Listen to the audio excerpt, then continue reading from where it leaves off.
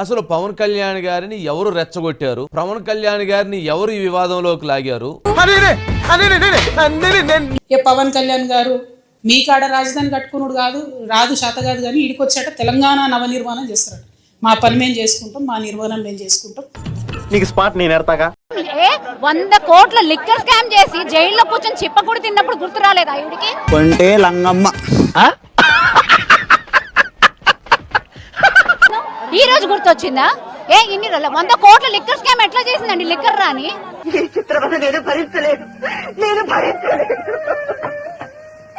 Diamond రాని పోయింది, ఇప్పుడు లిక్కర్ రాని స్టార్ట్ అయింది. ఆంధ్ర ఒకటి, తెలంగాణ ఒకటి. వీళ్ళకి ఇంకా వేరే పని పాటలేదా? నిర్మాణం మేము చేసుకుంటాం, మా కథలు మేము పడతాం.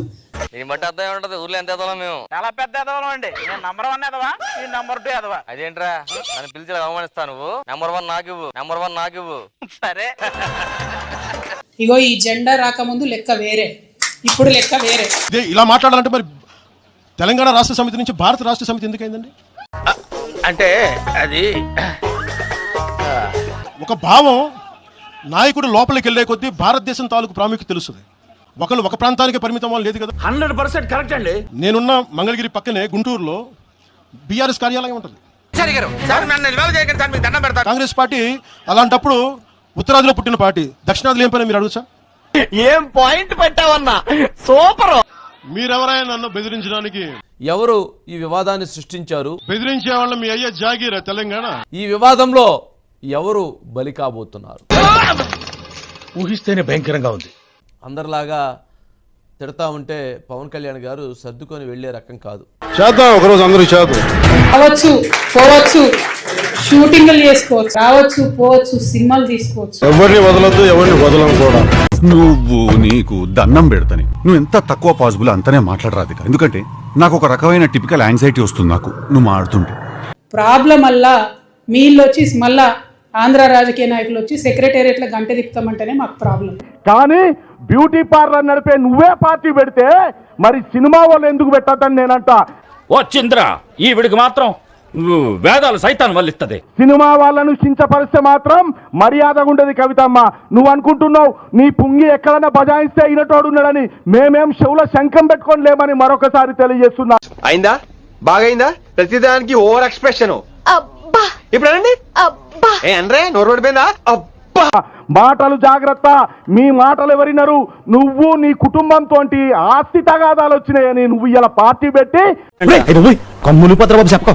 నువ్వు ఇలా మా గురించి మాట్లాడతావా? ఎంత సిగ్గుచేటు. మొత్తం భారతదేశంలో మన తెలంగాణలో మనం తల వంచుకునేలాగా చేసిన పని నువ్వు చేసినావు. 200 కోట్ల ముడుపులతో మరి ఢిల్లీ దాకా మద్యం తీసుకుపోయినవే. తీహార్ దాకా పోయినవే. తెలంగాణ ఆడపడుచుల గౌరవం తీసేసినవని నువ్వు మరొకసారి తెలియజేస్తున్నావు. పొగుడుతుంటే ఇల్లేక చచ్చా. ఇది ఒక నిజాయితీ గల నాయకుడి యొక్క దమ్ము. You seize the property. కూర్చోబెట్టడం ఒక చెరువుని కబ్జా చేసామంట.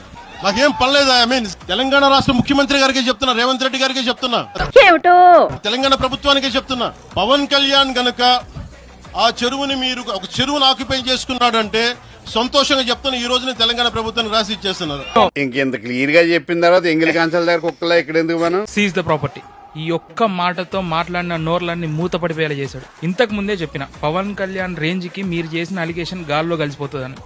సార్, నోటి దొరకతో ఇష్టం వచ్చినట్టు మాట్లాడాను సార్. మనసులో పెట్టుకోకండి సార్, క్షమించేసేయండి.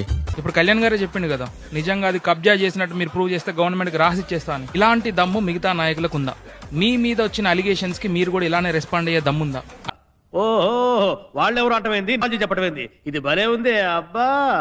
ఆంధ్రాలో పుట్టి పెరిగిన వాళ్ళు తెలంగాణ సెక్రటేరియట్ లో రాజకీయాలు చేస్తామంటే కుదరదని అంటున్నటువంటి రాజకీయ నాయకులు. అయితే మరి మీ సోనియమ్మ ఎక్కడ పుట్టి పెరిగింది? అట్లాంటివన్నీ అడగకూడదు నువ్వు. మరి రాహుల్ గాంధీ వచ్చి మీటింగ్లు పెట్టొచ్చా? ఇవన్నీ అడగకూడదు. ఓన్లీ ఆంధ్రాలో పుట్టి పెరిగిన వాళ్ళు మాత్రమే చేయకూడదు. అది కూడా కాంగ్రెస్ ప్రభుత్వం ఇక్కడ అధికారంలోకి వచ్చినాక.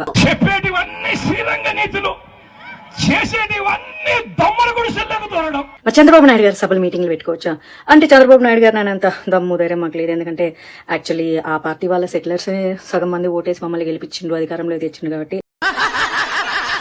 నిజంగా తెలంగాణ ప్రజలు నిజంగా తెలంగాణ కోసం పోరాటం చేసిన వాళ్ళు పవన్ కళ్యాణ్ ద్వేషిస్తారా? అది ఏమీ లేదు. పవన్ కళ్యాణ్ తెలుసు కదా, పవన్ కళ్యాణ్ నా తమ్ముడు లాంటాడు, చాలా ఇష్టం. నేను వాడంటే కూడా నేనే చాలా ఇష్టం. పవన్ కళ్యాణ్ చేయకూడదు అంటే ఆహా, మరి తెలంగాణ వాళ్ళు అమెరికా, ఆస్ట్రేలియా, యూరోప్ కంట్రీలో వెళ్ళిపోయి పిల్లల్ని కానీ సిటిజన్షిప్ తీసుకోవచ్చు, బరాబర్ తీసుకోవచ్చు. కానీ ఆంధ్రోడైన పవన్ కళ్యాణ్ మాత్రం ఇక్కడికి రాకూడదు. ఓ okay okay, beautiful, very beautiful.